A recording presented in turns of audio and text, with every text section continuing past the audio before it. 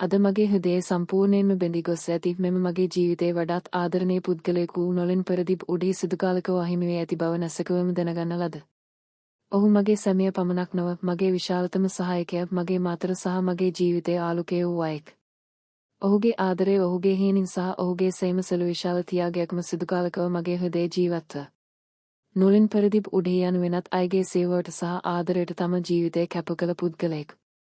ඔහු හැම විටම අන් අයගේ උදව් කරමින් සිටිය. සෑම දුෂ්කර අවස්ථාවකදීම හැමෝටම ශක්තිය ආදර්ශයක් විය. ඔහුගේ කරුණාව සහ මනවත්වය සෑම අයගේ හැදෑම ඇතුළත සුවපහසු බවක් නැගේ ඇති. ඔහු සමග ගත කළ සෑම මොහොතකම අගන මතකයක්. ඔහු සමග කතා කිරීම, හිනවීම, මොහොතකට නිහඬව එකිනෙකගේ සිටීම, සතුට අත්විඳීම, මේ සියලු මෙතෙක් අදටත් මගේ හෘදය උණුසුම් කරයි.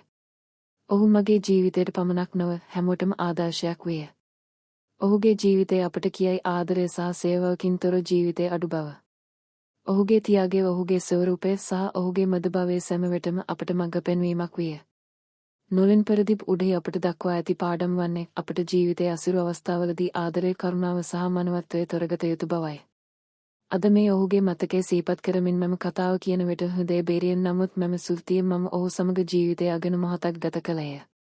ඔහු සමග ගත කළ සෑම දිනයකම ආශිර්වාදයක් වේ, සෑම මොහොතකම පරිත්‍යාගයක් වේ සහ ඔහුගේ ආදරය මගේ ජීවිතය ආලෝකමත් කළේය.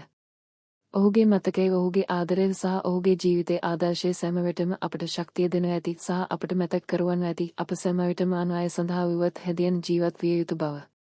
නොලින් පෙරදිප් උඩගේ මේ යම් මහත ආලාභයක් වුවත් ඔහුගේ මතකය අපගේ හෘදයේ ආලෝකයක් ලෙස සිදුකාලකව ජීවත්ව.